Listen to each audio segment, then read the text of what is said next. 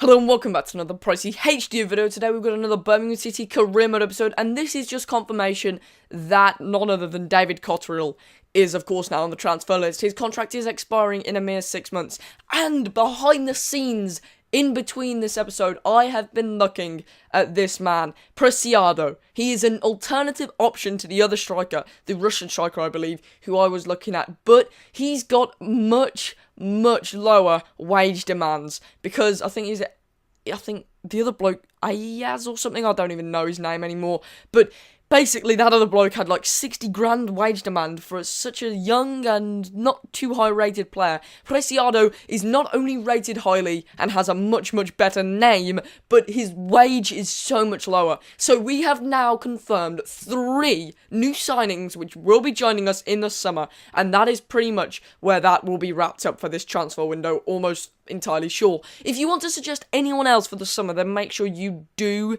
make a comment down below, because I had some suggestions, but unfortunately I'd pretty much already done the transfer window by this point, and I'd already purchased players which are sort of alternative options to the suggestions I had. So make sure you do tell me in advance, like a few episodes in advance of the transfer windows, about the players that you want, because I do have to pre-record these episodes to try and fit everything in and to try and keep a reasonably fast pace to the uploads. But if you do want to suggest any summer signings, make sure you say.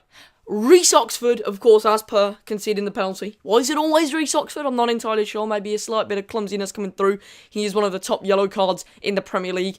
I think, in fact, Reece Oxford and Michael Morrison are the top 2 yellow card holders in the Premier League. But this year, your finding yellow cards are so easy to sort of concede, aren't they? But penalties are apparently really easy to save. This time out, Diddlon makes a fantastic save to his left-hand side, getting right down to the bottom corner, and deservedly so. We are still at 0-0, because a save like that, well, I think it's just fantastic. I'm trying to be cautious with Oxford here, but it does get played into Leicester's striker, and I believe that is it Dyer? Who's just finished that one in? Gray, Demarai Gray. Our former left winger, Demarai Gray himself, he goes off and celebrates the cock. Granted, in FIFA, it probably doesn't even remember that he played for us, but the very vibrant young left midfield player scores for Leicester City, putting them 1-0 up, and the team that are actually 16th in the Premier League at the moment in this career mode take the lead against the team that are 6th, and I can't quite believe that we're 6th, to be honest. We probably don't really deserve to be 6th. I feel like we've had a bad few recent games, but look at that ball to Solomon Ottabar! What a fantastic pass that was, and you've got to give Ottabar some credit too. Fantastic work from our new left winger. Ottabar is, in fact, the new Gray, if you like. Ottabar has been so good this year. He scored so many goals, and the pass, the vision there on that pass was unbelievable. But how did Leicester miss that opportunity there? Riyad Mahrez missing such a vital opportunity in which he could have gone ahead. But we've got one more chance here. It's touched by Keith Beld onto the left-hand side. It's whipped in, it's headed on. It's now André, and he hits the post with the last touch of the game. It's full time and it's 1-1.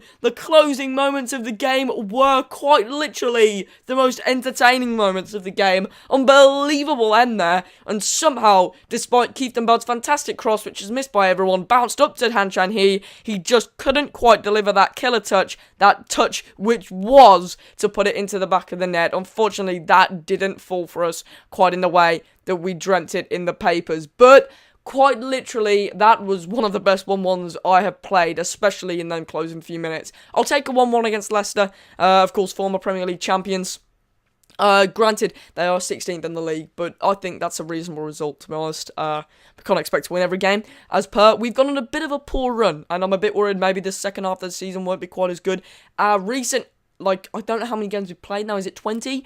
So our recent 10 aren't as good as our 10 before. I think we've picked more points up in the first 10 games than the second 10 games, but at the same time, I don't expect us to keep up this pace, honestly. I know I've been saying that episode after episode now, but this game against Tottenham will be a real test, because we lost Tottenham pretty horribly at the start of the season, and now we are in 7th, falling behind Aston Villa, our rivals, who are in 6th. So other promoted team, Aston Villa, are in 6th, which just goes to show that, you know, just because you're a promoted team, it doesn't mean that you've got to be in a relegation battle. I think we still sort of are, though, because a few games wrong, and, like, it's so tight in them areas at the top at the moment, that a few games wrong, we're in the bottom half all of a sudden. So, I mean, this game against Tottenham gets off to the most fantastic of starts, and I wasn't quite sure that Tesche was capable of backflips, but apparently he is, according to that celebration. And just minutes in, we managed to get a lead, which was just completely unbelievable, and we double that lead. Unbelievable scenes here, and I'm not quite certain what is going on. Chadham's adds another to his tally, which isn't too large, but you know, it's a decent tally this year. It's better than last year's, I think, comparatively to the Premier League standard, etc., etc. He's got 1 goal from 1 shot, of course, and that's a fantastic half. Brilliant half, because it's games like this that you really sort of test your quality of your side. And although we were predicted to finish 20th at the start of the year, bear in mind that was before all our best signings, which were like Ramirez, Pereira, Han-Chan-He, who have added an entire another dimension to the squad. Han-Chan-He and Pereira have been fantastic. Ramirez defensively has been a lot better than I thought, maybe not so much attackably, but Tottenham do get one back, and of course in games like this, you've got to try and hold out now, but you also don't want to sit back to the point where they just manage to put so much pressure on you that you concede.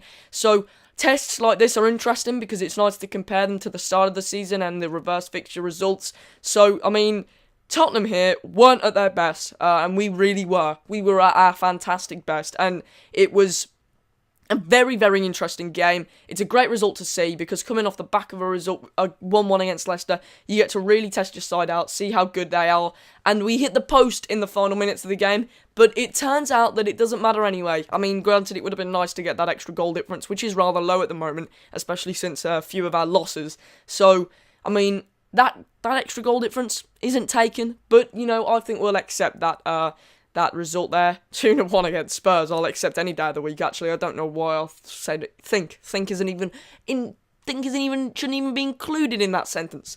Now we've got an Emirates FA Cup game. Of course, in the previous episode, we beat Brighton in round 3 of the FA Cup, and round 4 takes us to the Stadium of Light, and of course, Wearside, where Sunderland host Birmingham City, and this is going to be a very interesting one. 32 teams left in the FA Cup now, and I mean, we've got a 1 in 32 chance according to them statistics. Of course, football doesn't work like that though. Football can never be brought down to odds. That's why I don't really understand betting. At the same time, I mean, I'm not too bad at betting, so, you know, it works both ways. Sunderland were the better side in the opening, and we've already played them twice this season. We lost them first occasion, of course, 3-2. Really horrible loss. And then on the second occasion, was it a win? I think it was last episode, in fact. So this is very soon afterwards from our last game against Sunderland, and we seem to just sort of be in consecutive games against Sunderland at the moment. But much like our previous game against Sunderland, there was very, very little creative opportunities for us. If anything, Sunderland were the much more dominant side. Luciano Vietto signed for Southampton as well, which is a great signing for them if you didn't see in the top left then. And it was such a difficult game to break anyone down, and it didn't help when I was blocking my own shots. Comes back out to Gleeson here, though, and he plays it into Pereira. Pereira with the left foot! Oh my, that was a close chance, and I just felt like maybe if that had fell slightly to the right-hand side there, it might have gone in. Chadham's, though, whips one in to... Oh, no! Oh, no, I think that was Christian Ramirez could have opened his tally for the season, and the left-back is denied by a fantastic reaction save, which is quite frankly excruciatingly painful to watch, because when you get saves like that from the opposition's keeper, you just sort of have to cry to yourself all night. But it is Kyle Williams, our CDM, who does break the deadlock and the pressure that we have applied in the recent 20 minutes, really. Sunderland were dominant up until this point. We managed to intercept the ball here. Murphy plays it through to Carl Williams, and the left foot of Carl Williams, our central defensive midfielder youngster, does give us the 1-0 win. Maybe not quite deservedly so. We were really playing against the run of play there, because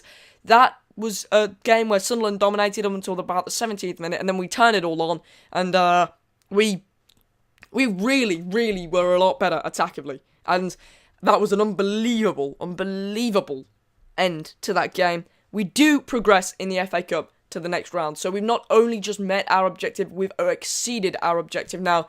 And say goodbye to the man, the legend himself, David Cotterill.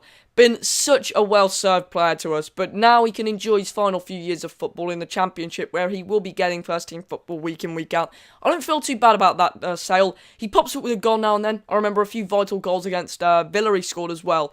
But $825,000 below his valuation, granted, but 6 months left on his contract. Who knows, we might not have got another opportunity to sell him, especially considering this is the transfer deadline day, and who knows, a pre-contract might have come in if it wasn't to be a purchase. So Blackburn get him 6 months earlier than they could have, and pay a fee of $825,000, I think, for him in the end. So you can see that Gleeson is also leaving as well. That's on a pre-contract. Can't do anything about that. Sorry, guys. I really couldn't. I just couldn't negotiate a contract with him in time. So our CDMs seem to leave on pre-contracts for some reason, and I'm not entirely sure. So that unfortunate news of Gleeson's departure, it's a shame, but Gleeson, again, getting on. Our CDM sector been improved already by Kyle Williams. And although Gleeson is still a first-team player, we've still got Tesche, who is similar age to Gleeson, similar quality. And he will need to be replaced soon as well. And we've still got,